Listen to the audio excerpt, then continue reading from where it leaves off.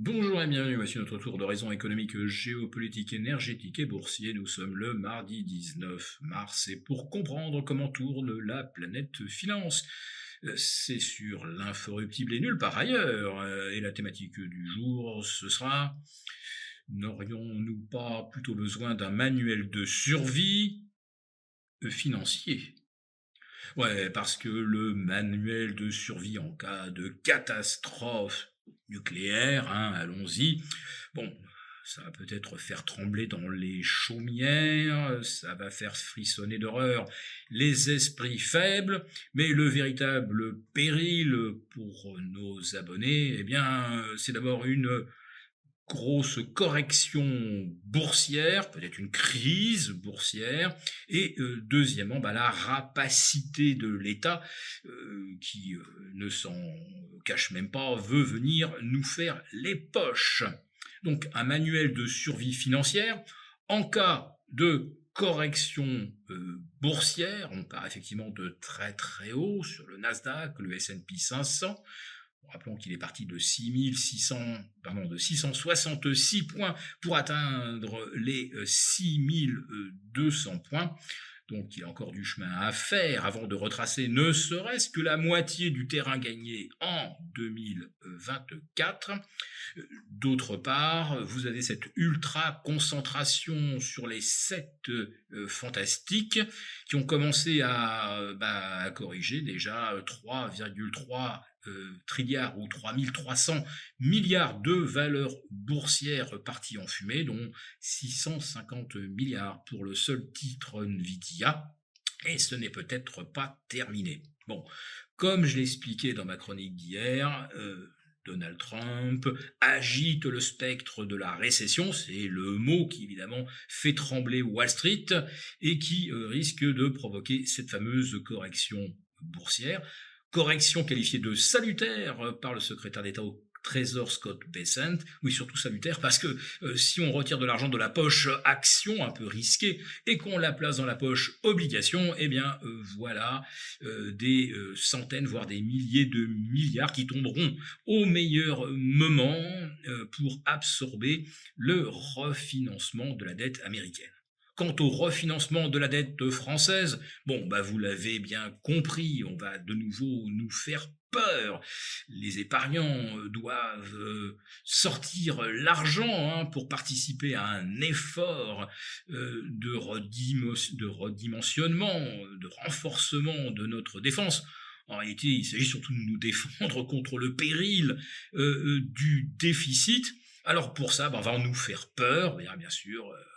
Il y a 7 ans, on était en guerre contre les gilets jaunes qui allaient semer le chaos, puis on était en guerre contre le virus, en guerre contre le réchauffement climatique, puis en guerre contre la Russie, puis désormais, on est en guerre contre Poutine qui veut nous envahir, et si on ne muscle pas très très vite notre défense, eh bien les troupes russes défileront sur les Champs-Élysées d'ici 2 ou 3 ans, à condition qu'on ait retiré évidemment la ZFE, puisque les chars russes probablement ne seront pas ni critère 1 ni critère 2.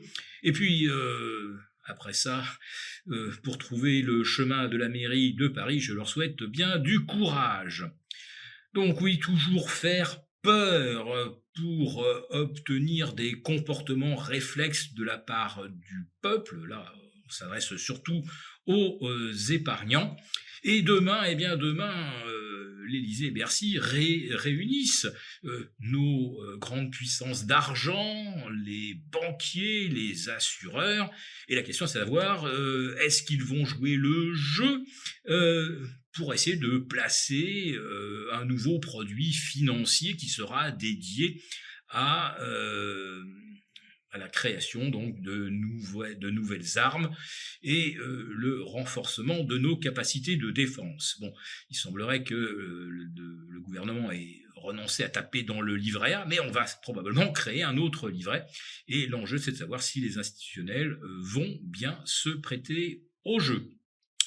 Alors que l'urgence pour réduire les déficits, c'est probablement pas de faire de nouvelles dépenses, ça serait plutôt de les réduire. La vraie urgence, c'est pas d'empêcher les chars russes d'arriver sur les Champs-Élysées, c'est de permettre aux gens d'être accueillis aux urgences, aux administrations de fonctionner, à la justice de traiter les dossiers ni dans 6 mois, ni dans 1 an, ni même dans 2.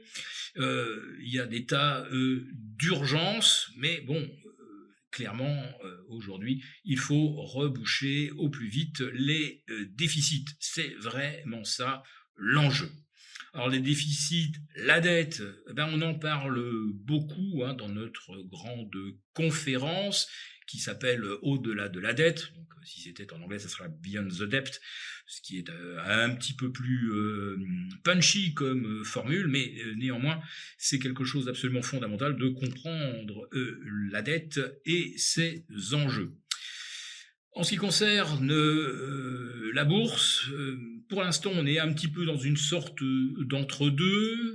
On attend les conclusions de la réunion de la Fed ce soir. Et vous avez Wall Street qui essaye de ne pas casser les récents planchers, sans quoi la véritable correction boursière moyen terme risquerait bien de démarrer. Et ça, évidemment, ni le CAC, ni le DAX n'en resteront indemnes. Et ça, bien sûr, ça fera l'objet de nos prochaines chroniques en forme donc de manuel de survie financière. Bon, allez, j'espère que les manuels de survie qu'on va nous faire parvenir contiendra un masque qui filtre les particules radioactives et qu'il y aura évidemment une auto-attestation à remplir après le prochain flash nucléaire. Participez à notre sommet inédit intitulé « Au-delà de la dette ». Nous avons réuni Marc Toiti, Tom Benoît, Étienne Henry et moi-même pour un sommet exceptionnel au-delà de la dette. 4 conférences gratuites pour décrypter ce qui arrive et surtout comment s'y préparer. En prime, un Napoléon, une pièce de 20 francs or sera offert à l'un des participants. Les inscriptions ferment bientôt, ne ratez pas le sommet. Cliquez sur le lien et réservez votre place dès maintenant.